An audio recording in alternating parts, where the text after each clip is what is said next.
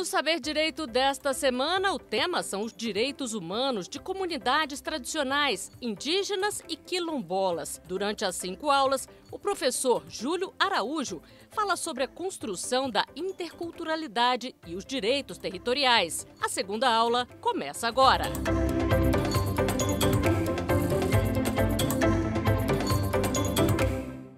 Olá, seja bem-vindo ao Saber Direito. Eu sou Júlio Araújo, sou procurador da República, membro do Ministério Público Federal. Nós estamos tratando aqui do tema de direitos humanos, mais especificamente do tema dos direitos dos povos e comunidades tradicionais. Esse é o nosso 4º encontro e desde o primeiro encontro a gente vem numa caminhada em que a gente discute principalmente a diretriz intercultural para guiar a análise da realidade dos povos e comunidades tradicionais. O que são povos e comunidades tradicionais? São grupos culturalmente diferenciados que estabelecem uma relação própria, uma relação distinta da sociedade envolvente, da sociedade nacional, baseada em usos, costumes e numa relação socioambiental, sociocultural muito própria e que deve e merece uma proteção e uma atuação proativa do Estado no reconhecimento dos seus direitos.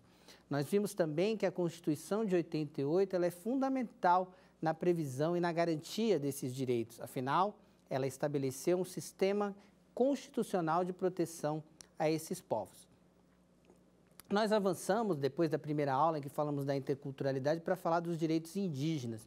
E nós já estamos terminando essa abordagem, para depois falar de direitos dos povos quilombolas e dos direitos dos demais povos e comunidades tradicionais, para mostrar que como esses regimes jurídicos, na verdade, eles estão totalmente interligados.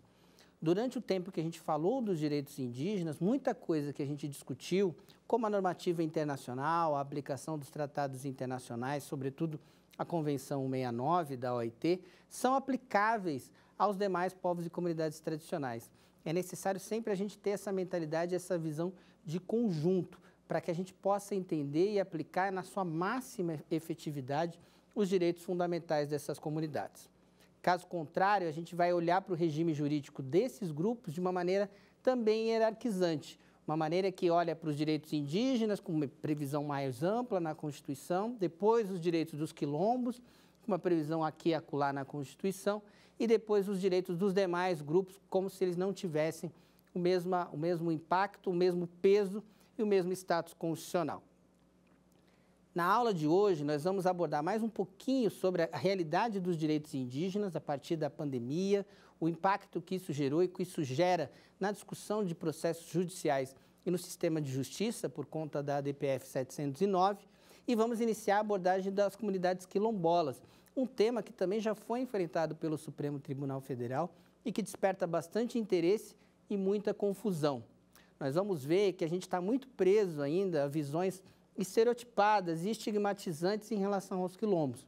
Vamos tentar fazer o mesmo exercício que a gente fez em relação à trajetória e dos regimes de memória em relação aos povos indígenas para olhar a realidade e a repercussão jurídica dos direitos das comunidades quilombolas.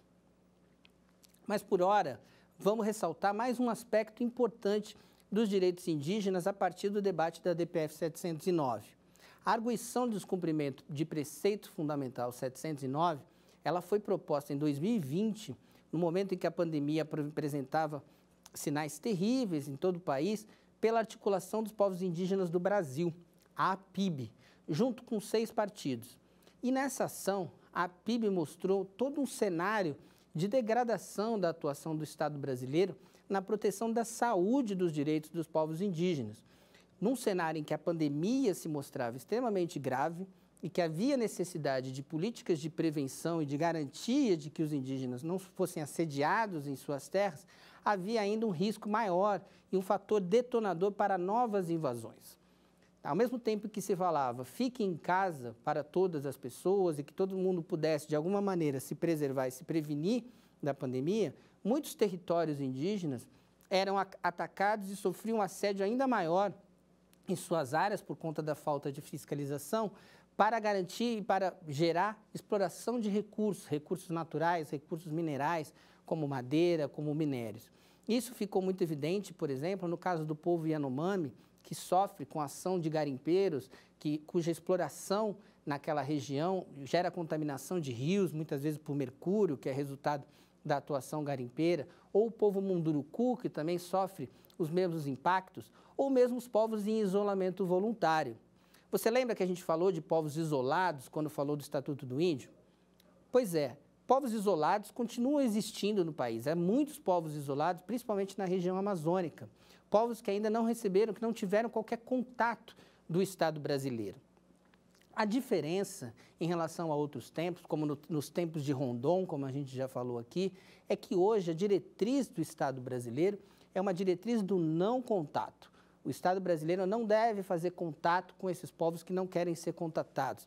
É necessário protegê-los e garantir a proteção dos espaços em que eles estão e não intervir e gerar qualquer tipo de interferência. O Estado deve delimitar um quadrante para que não haja ação de invasores nessas áreas. No contexto da pandemia, isso se agravou, porque houve um avanço sobre essas áreas associado a diversas tentativas de regularização fundiária também de outras áreas, gerando impacto na vida desses grupos. E a ação ADPF 709 vai atacar justamente esse problema.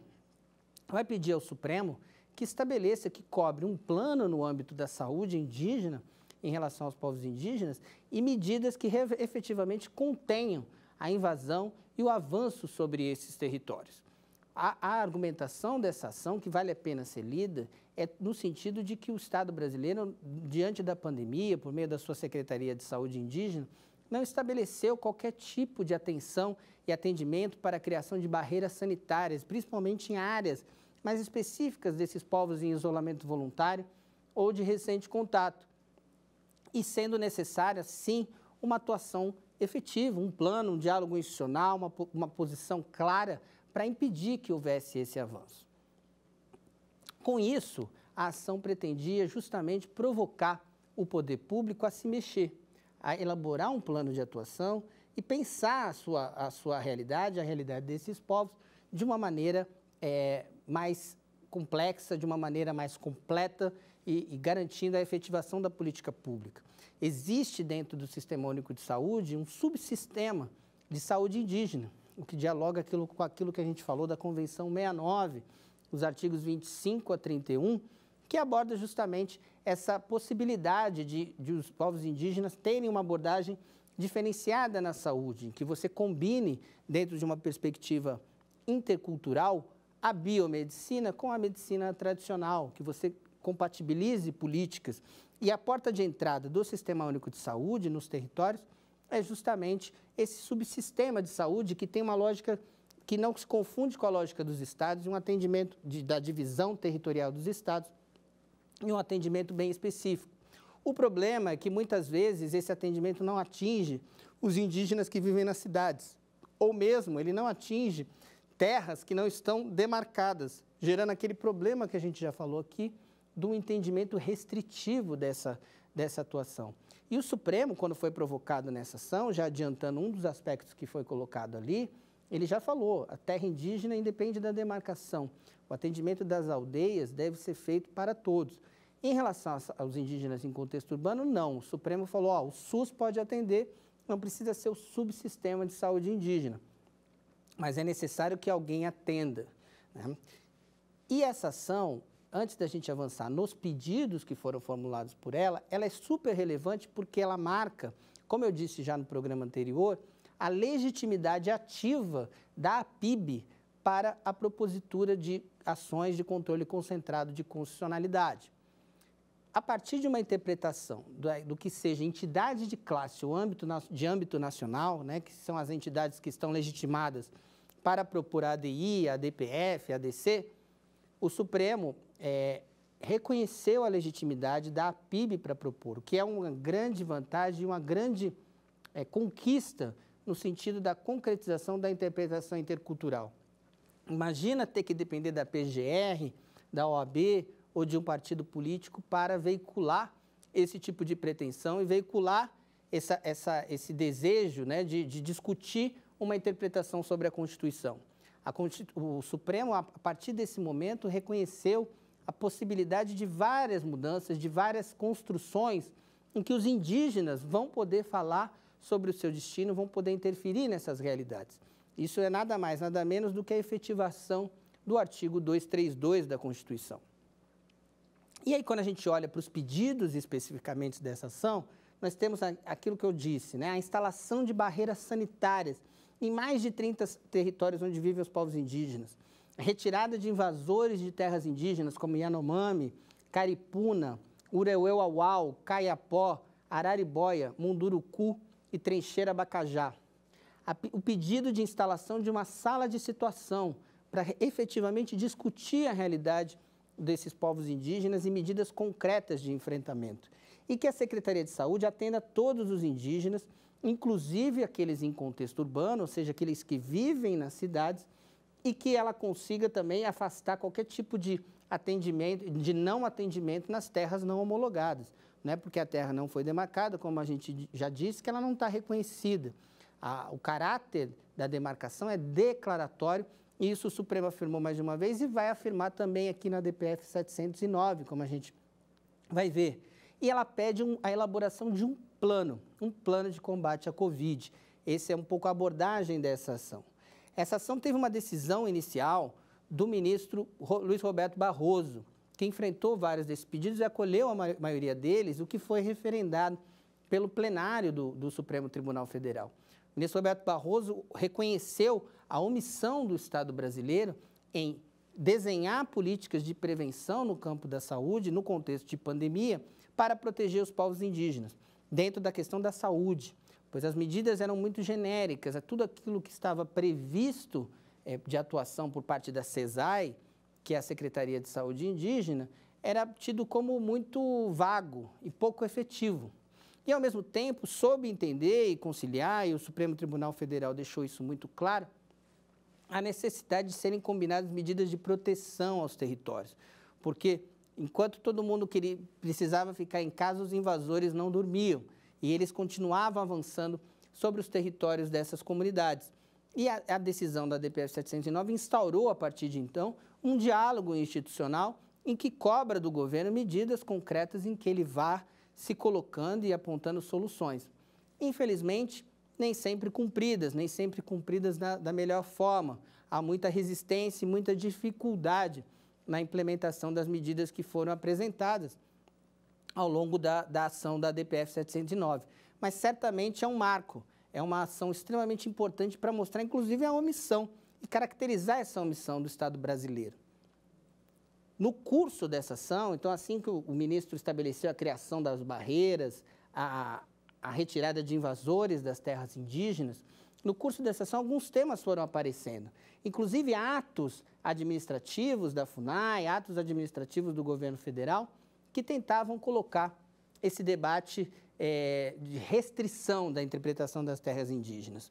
No ano de 2022, um ato, uma indicação, né, uma orientação dentro da FUNAI tentou dizer que terra indígena é apenas a terra indígena demarcada. Justamente esse debate que a gente vem trazendo aqui e vem apontando o descabimento desse tipo de entendimento. E no âmbito da DPF 709, essa questão foi levantada, no sentido de afastar qualquer tipo de interpretação nessa linha, até porque isso geraria uma vulnerabilidade ainda maior dos povos indígenas no contexto de proteção em relação à pandemia. Então, esse é um tema muito interessante para a gente perceber o quanto que essa ação de caráter estrutural permite debater e discutir diversos temas que não se limitam à própria saúde dos povos indígenas, mas também avançam sobre o debate sobre os territórios.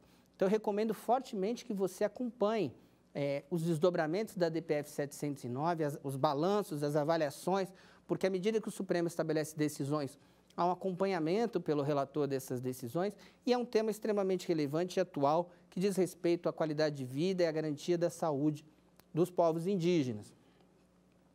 E mais do que isso, ela é um tema extremamente singular também no tratamento de um dever de prevenir que o Estado brasileiro tem, assim como outros. O Brasil tem o dever de prevenir o genocídio, o dever de prevenir atrocidades massivas contra esses grupos.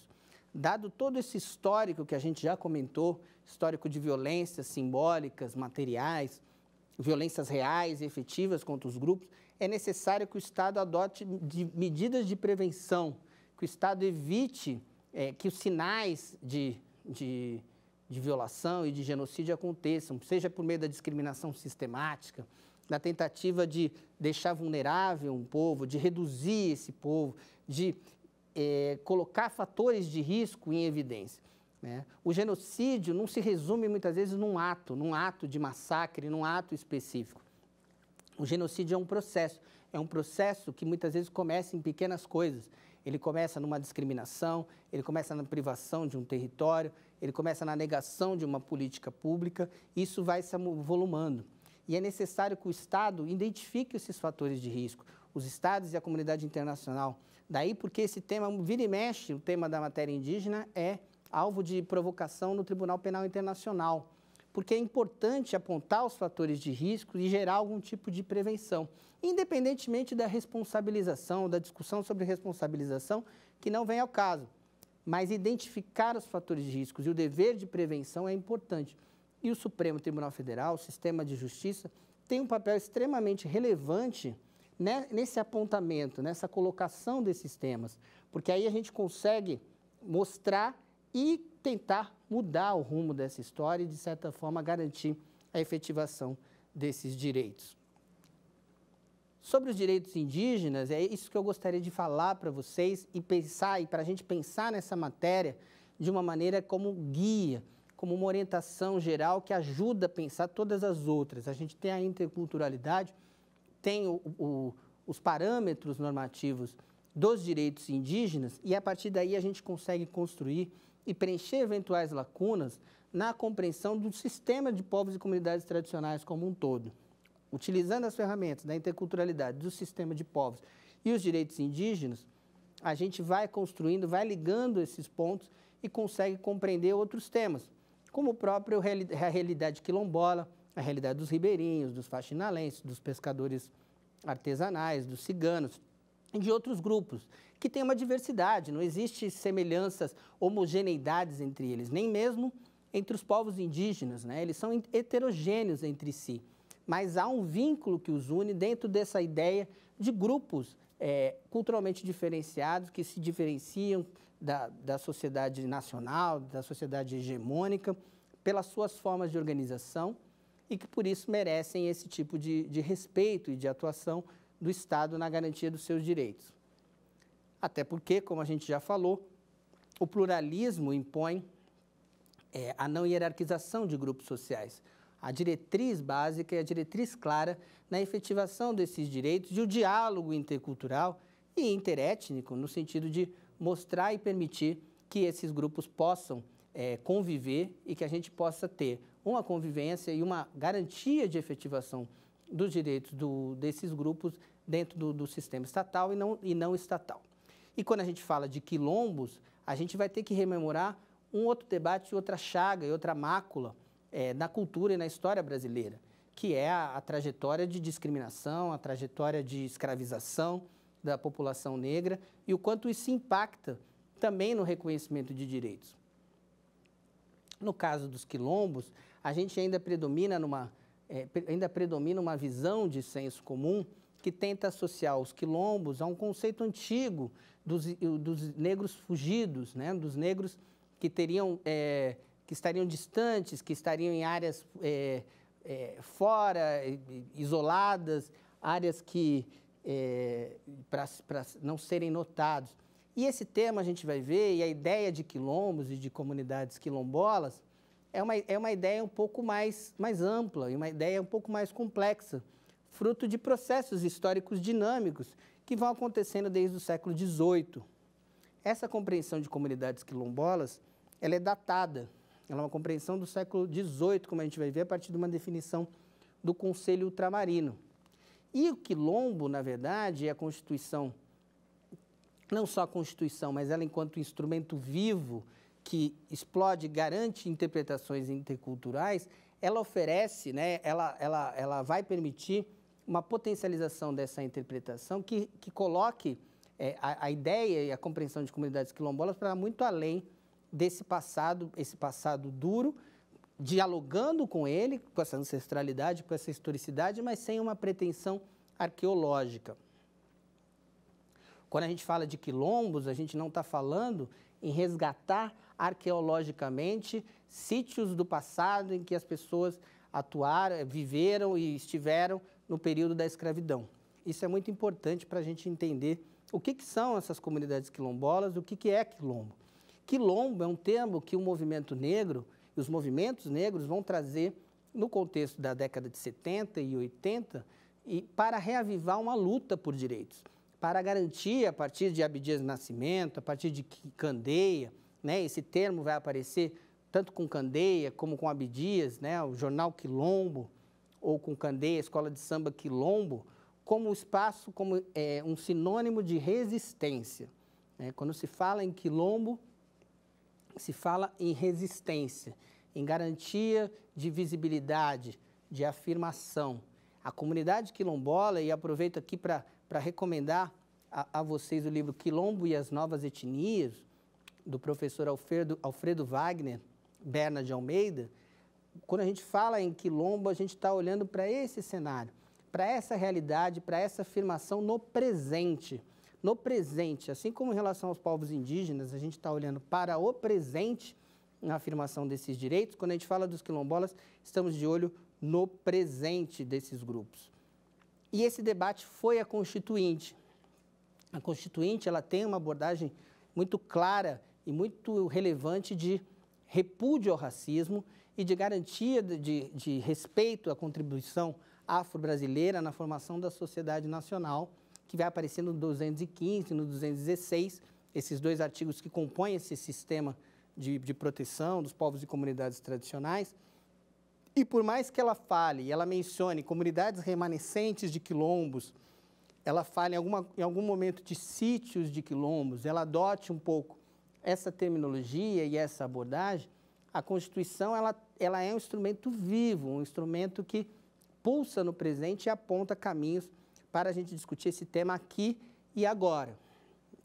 Então, essa interpretação, ela não pode ser restritiva, ela é uma interpretação agora, é ampliativa, ela é uma interpretação que olha para toda a potencialidade de respeito e de afirmação dos direitos desses grupos. Se a gente for restringir o respeito, a territorialidade de certos grupos e de núcleos a situações muito específicas do passado, essa proteção vai ser muito pequena.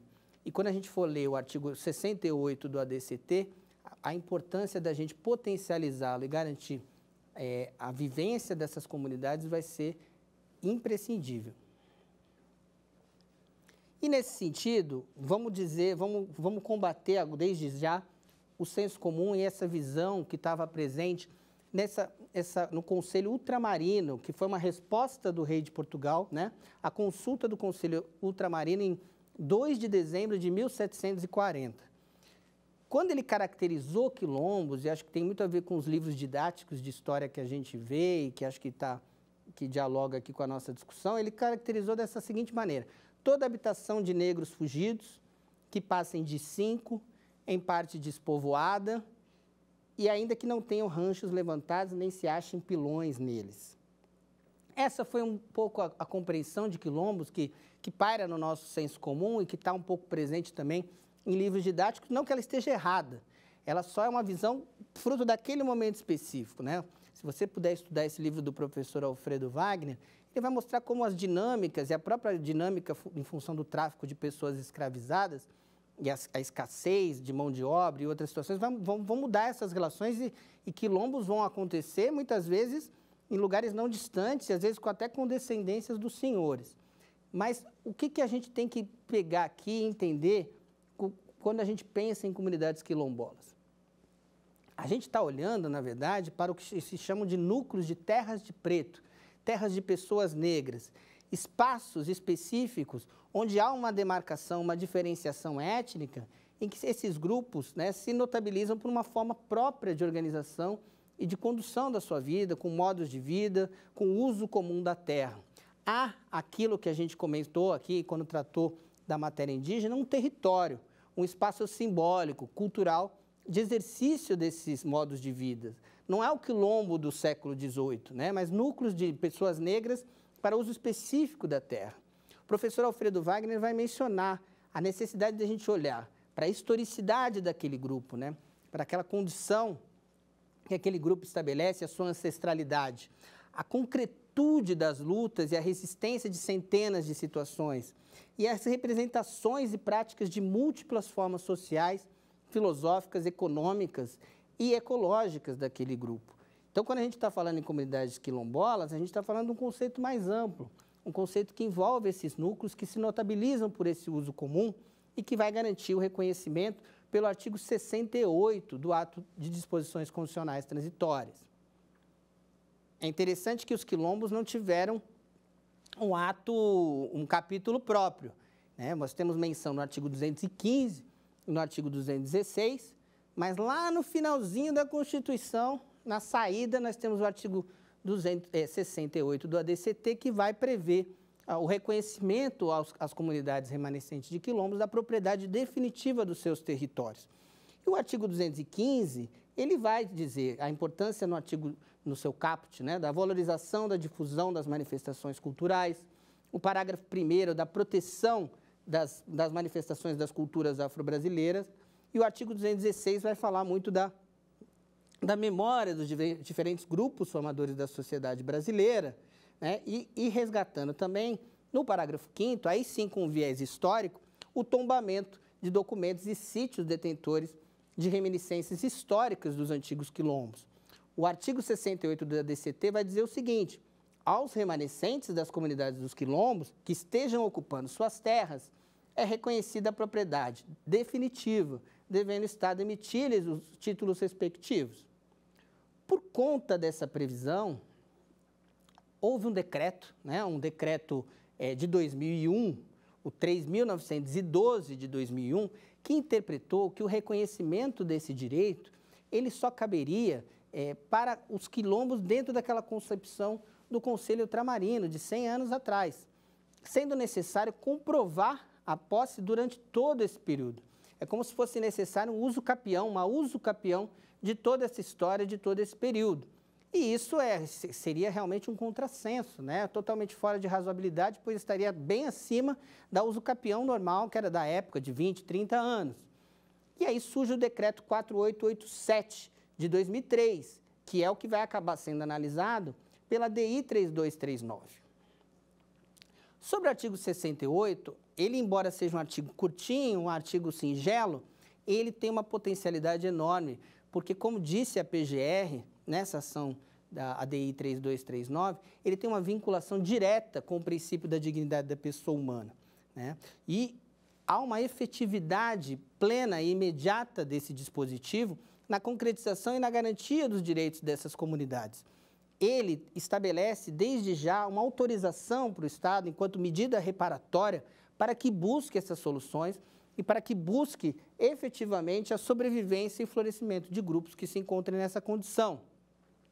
E, para isso, ele é uma medida de igualdade substantiva e de justiça social. Não é apenas uma medida de reconhecimento, e aí entra aquilo que nós falamos sobre a igualdade como reconhecimento, mas é também uma medida de redistribuição, de enfrentamento da desigualdade da realidade desses grupos. E aí a gente tem que comparar um pouco a lógica dos territórios com os territórios indígenas. A Constituição faz a mesma coisa que fez em relação aos indígenas. Ela reconhece esses territórios. Ela tem um caráter declaratório. A propriedade, a rigor, já é transferida. Por mais que se use o termo propriedade, a rigor, a territorialidade já está reconhecida. A propriedade pode ser formalizada e existe todo um procedimento no INCRA, né? O INCRA, Instituto de Colonização e Reforma Agrária, tem essa atribuição e essa responsabilidade, mas a titularidade, a territorialidade é reconhecida pela Constituição. Por isso que não era preciso nenhum tipo de mediação legal. Houve uma efetividade plena, né? A eficácia é plena e imediata, e o decreto 4887 de 2003 apenas vai regular aquilo. E esse processo é um processo longo. Veja, em 1988 a gente tem a Constituição com a previsão dos quilombos, mas só o decreto, só em 2003 nós vamos ter esse decreto, 15 anos depois, estabelecendo esse regramento. E isso ainda vai perdurar muito debate sobre isso, a ponto de ser necessário o Supremo pacificar a questão na ADI 3239. E esse decreto é um decreto muito rico e muito importante, porque ele traz alguns conceitos que são fundamentais quando nós pensamos nos direitos dos povos e comunidades tradicionais. Um desses conceitos, né, e dessas compreensões é a chamada autoatribuição da identidade. Eu até mencionei aqui quando a gente falou da Convenção 69 e como que o Supremo lidou com ela na ADI 3239. Consideram-se, o artigo 2º do Decreto 4887 vai dizer: consideram-se remanescentes das comunidades dos quilombos, para os fins desse decreto, os grupos étnico-raciais segundo os critérios de autoatribuição, com trajetória histórica própria, dotados de relações territoriais específicas, com presunção de ancestralidade negra relacionada com a resistência à opressão histórica sofrida. Veja como tem muita coisa rica e importante para a gente discutir aqui. Não é o Estado que tem de dizer se o grupo é ou não é comunidade quilombola. Ele não tem que olhar para se estava em século XIX, na escravidão, se estava dentro daquele conceito do Conselho Ultramarino. Na verdade, é o grupo que diz, temos essa ancestralidade, e essa ancestralidade é fruto dessa trajetória histórica, com presunção de ancestralidade e com resistência a uma opressão histórica. Então, núcleos de terras de preto, como eu disse, com uso comum da terra, com essas características, podem afirmar essa condição. E existe um procedimento para isso, né? No caso específico dos quilombos, a Fundação Palmares tem o papel de certificar o autorreconhecimento. Veja, não é ela que diz, ela só certifica aquele autorreconhecimento, que ali habilitaria, né, esse autorreconhecimento, habilitaria a atuação do INCRA para fazer essa titulação. Então, nós vamos ter a fase do autorreconhecimento, que é essa fase importante, que o grupo se afirma e a Fundação Palmares certifica esse autorreconhecimento, e a fase da titulação, quando essa demarcação do território vai ocorrer, e aí sim nós temos a condição de levar adiante todo esse debate. Associado a isso, e aí finalmente, né, constituindo da mesma forma que a demarcação dos territórios indígenas, culminando na segurança jurídica e na formalização desses territórios. Associado a esse arcabouço nacional, nós temos a Convenção 69, como a gente já disse, status supralegal, né, oferece caminhos importantes, respeito às identidades, respeito às políticas públicas, respeito aos territórios, previsão da consulta prévia livre e informada. Ela é super relevante também para pensar a realidade das comunidades quilombolas. E casos específicos analisados pela Corte Interamericana, como o caso Saramaca, o caso Moiuana e o caso das comunidades desplaçadas da Colômbia. No caso Saramaca, a Corte Interamericana olhou para a falta de consulta prévia livre e informada daquela comunidade, uma comunidade negra de Suriname, e também olhou para a falta de ratificação e de internalização da Convenção 69 naquele país. E mesmo assim aplicou a necessidade da consulta, reconheceu a comunidade enquanto comunidade tribal, comunidade tradicional, quilombola, e ao mesmo tempo garantiu o direito à consulta independente da Convenção 69. Vale muito a pena olhar para esses casos da Corte Interamericana, que associados aos casos da matéria indígena, nos dão um panorama relevante para manejar e defender os direitos dessas populações e discutir o alcance, não só da Convenção, mas como o respeito à territorialidade desses grupos. E passamos aqui a discutir um pouco a ADI 3239, que é uma ADI, como eu já disse, que é importante no reconhecimento, na afirmação da Convenção 69 e seu status supralegal como referência nos direitos dos povos e comunidades tradicionais. Essa DI 3239, ela questionou a constitucionalidade do Decreto 4887, que regulamenta os procedimentos para identificação, reconhecimento, delimitação, demarcação e titulação de territórios quilombolas.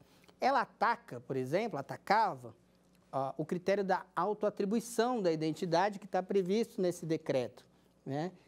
Questiona a legalidade do decreto, né? A necessidade de que fosse por lei, a caracterização do que seria um território quilombola, né? E discute também a criação, como se ela representasse uma modalidade de criação, de desapropriação que está inexistente no ordenamento.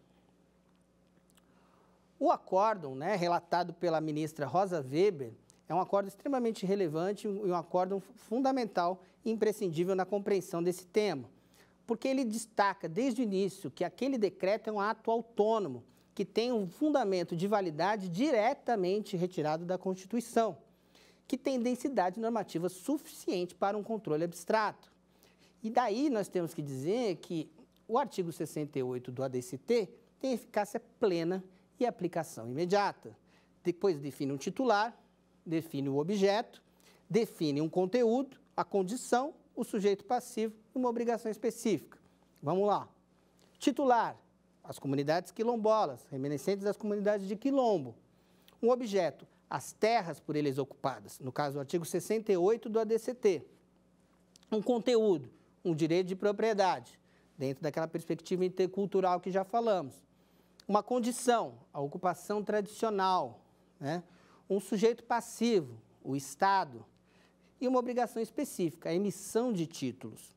Então, a potencialidade, a força, por mais que esse dispositivo estivesse ali escondidinho no artigo 68 do ADCT, é enorme. E é isso que a ministra Rosa Weber está falando. E ela vai falar mais. Ela vai dizer que não há qualquer inconstitucionalidade formal. Não há por quê? Porque não tem reserva de lei. O decreto, na verdade, o artigo ele tem eficácia plena e imediata. E o decreto vem executar e operacionalizar isso. E aí tem pontos muito interessantes do acordo em que a ministra vai reforçar o ponto que eu já mencionei lá no início do vínculo que a gente tem que ter entre o reconhecimento e a redistribuição. O reconhecimento e a igualdade como reconhecimento deriva da ideia do direito à diferença, em que a interculturalidade, como a gente disse, joga um papel central. É importante ter o direito à igualdade quando a diferença inferioriza e é importante ter o direito à diferença quando a igualdade descaracteriza. O cerne, né, do respeito das identidades e dos movimentos identitários está muito nessa questão, na necessidade de aceitação e de respeito desses grupos como eles são, né? O direito a serem como eles são, como eles quiserem. E a igualdade como reconhecimento joga um papel extremamente importante nesse sentido, pois ela quebra a ideia que havia antes entre igualdade formal e igualdade material. Mas quando a gente fala do Brasil e quando a gente fala da trajetória da concentração fundiária de processos de apropriação de terras e de territórios desses grupos, muitas vezes grupos vulneráveis e minorias que acabam sendo estigmatizadas, não dá para a gente falar apenas dessa desigualdade do campo do reconhecimento. Há uma desigualdade clara no campo da distribuição, pois assim, a concentração fundiária expulsa essas pessoas dos seus territórios, gera concentração, como a gente vê, e gera, claro, desigualdade material e social. Então, mais do que uma medida de reconhecimento, também é uma medida de redistribuição.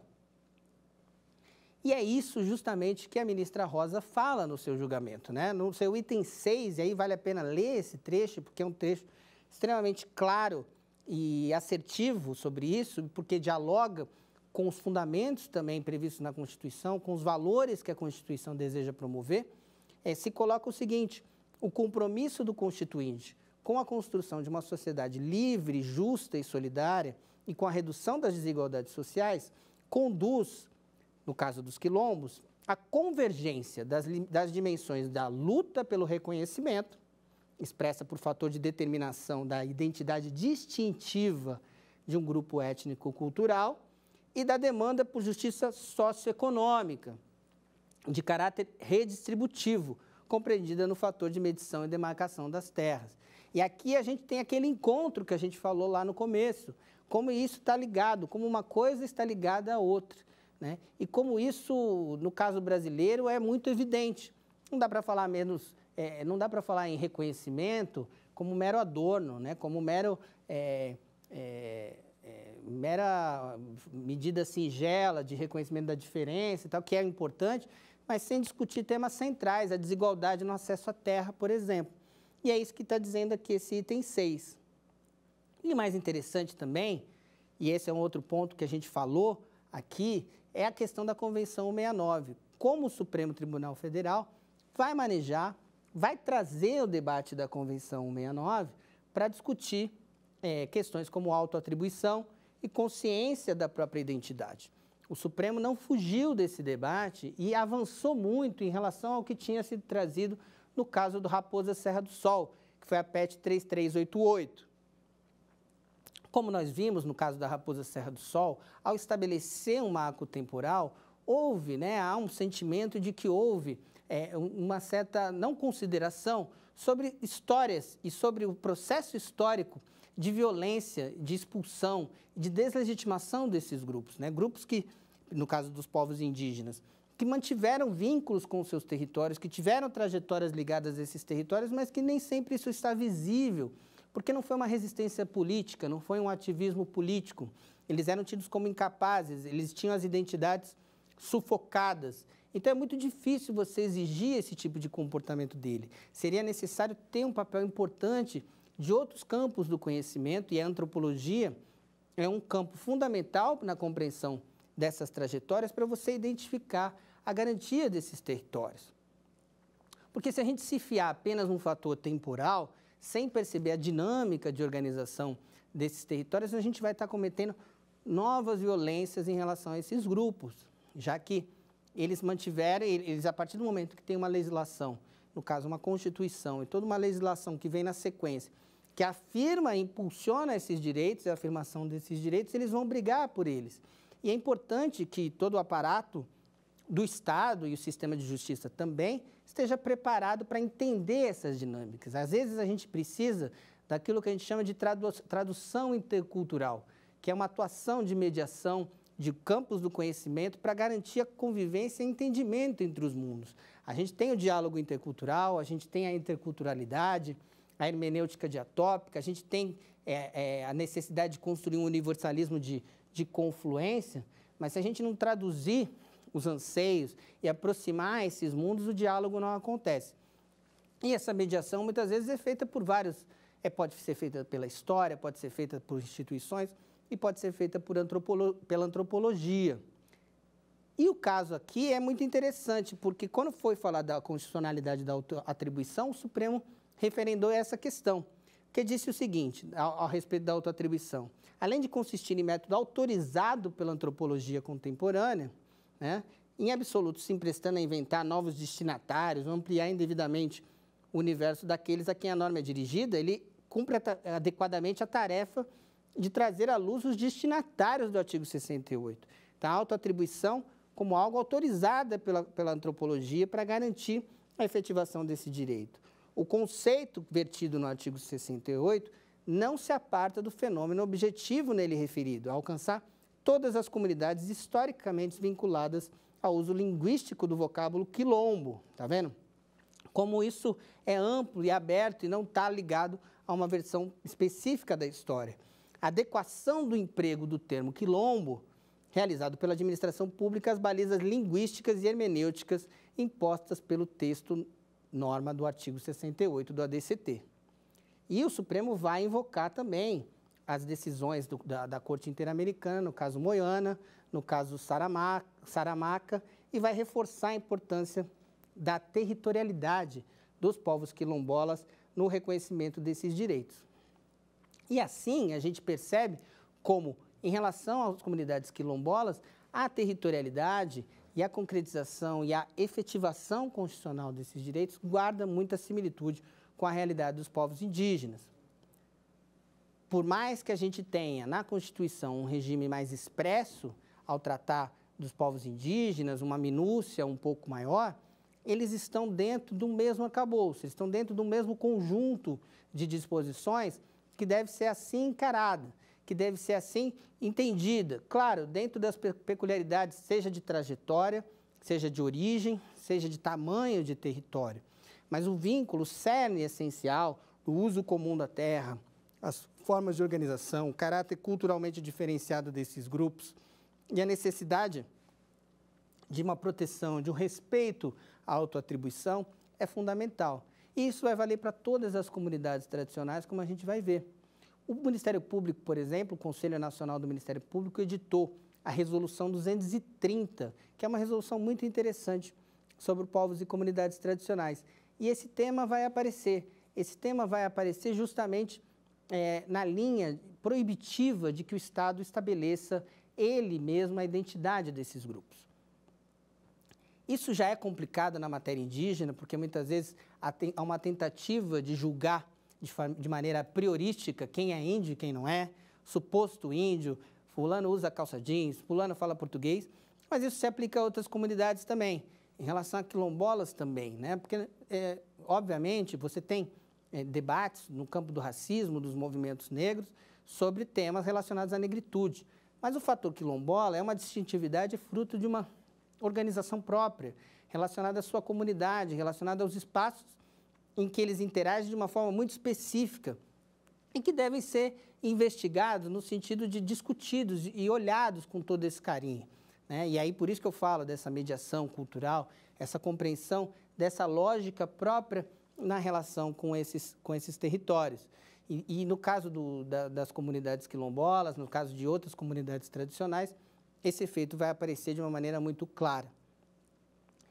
Então, aqui a gente tem que pensar esse tema das comunidades quilombolas à luz do sistema de proteção, do artigo 68, do artigo 68 da DCT, do artigo 215, do artigo 216, né, do decreto 4887 de 2003 e de outras legislações esparsas que vão trabalhando a valorização da ancestralidade negra e a valorização de políticas também públicas em relação aos quilombos.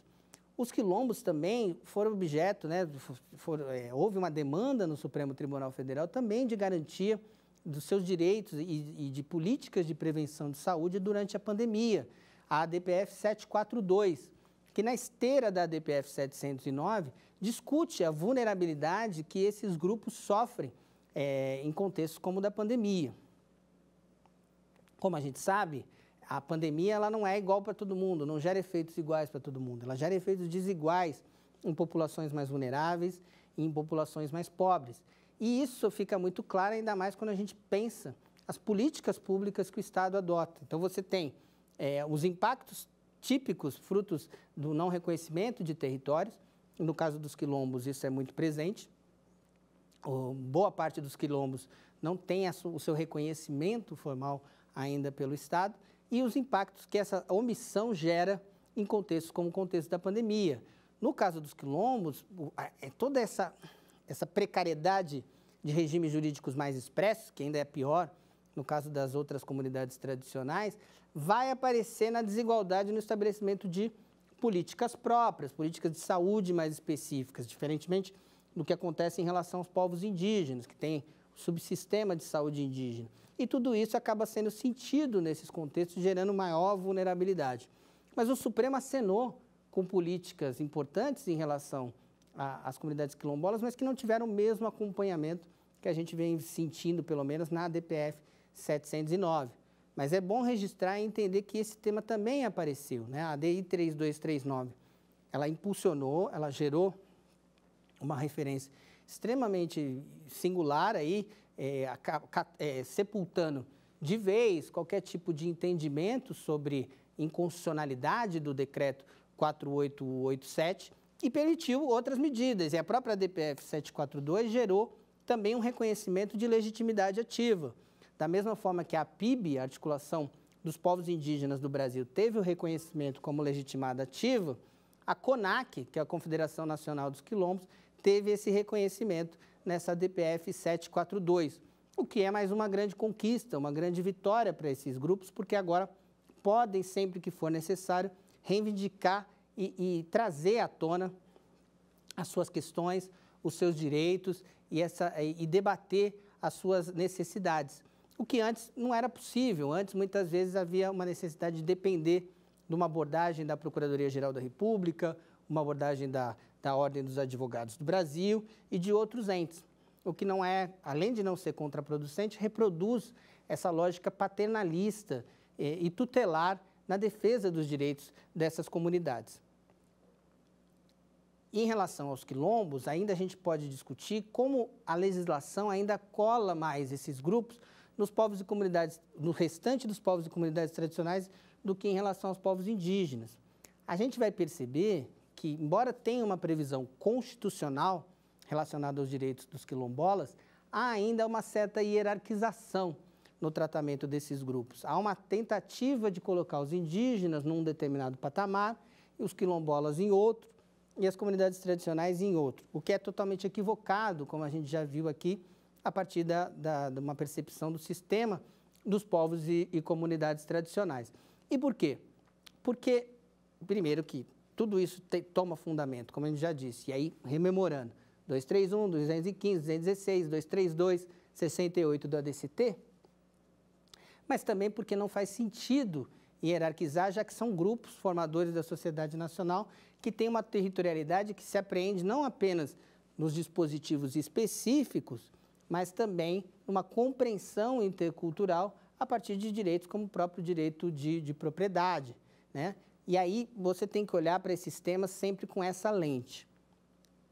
No entanto, é inegável que muitas vezes os quilombolas são vítimas de tentativas de ponderação de interesses ou de colocação de outros interesses que possa afastar a sua territorialidade.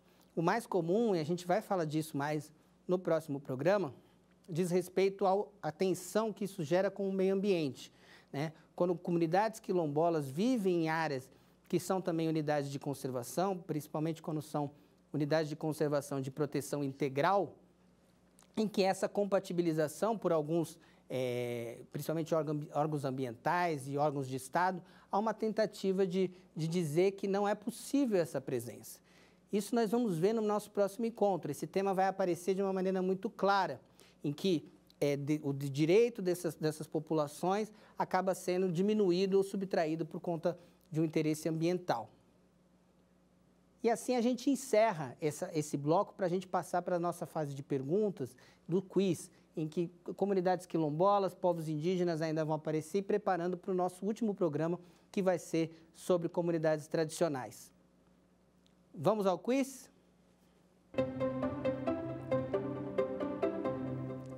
Bom, a primeira pergunta diz o seguinte: o que são quilombos à luz da Constituição de 88? Letra A, rede de pessoas escravizadas fugitivas. Letra B, núcleos do século XIX que existem até hoje. Letra C, toda e qualquer reminiscência histórica do período. Letra D, núcleos negros de uso específico da terra, com base na historicidade e na concretude das lutas e resistências desses grupos. Vamos lá? Letra D, núcleos negros de uso específico da terra, com base na historicidade e na concretude das lutas e resistências desses grupos. Vamos à próxima questão.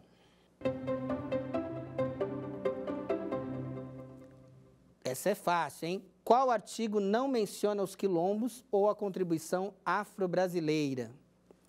Letra A, artigo 215. Letra B, artigo 231. Letra C, artigo 68 do ADCT. E letra D, artigo 216. Qual a resposta? Letra B, o artigo 231. Vamos à última questão. Na ADI 3239, o STF consolidou alguns entendimentos, exceto que... Então, a pergunta está pedindo para a gente anotar a alternativa em que o Supremo não consolidou entendimento. Letra A, é constitucional o critério de autoatribuição da identidade. Letra B, o artigo 68 do ADCT tem eficácia plena e imediata. Letra C, o comando constitucional tem a diretriz do reconhecimento e da distribuição, redistribuição. E letra D, a Convenção 169 não é aplicável a quilombos. Tá fácil, hein? Qual que é a resposta? Letra D, a Convenção 169 não é aplicável a quilombos. Essa resposta está errada.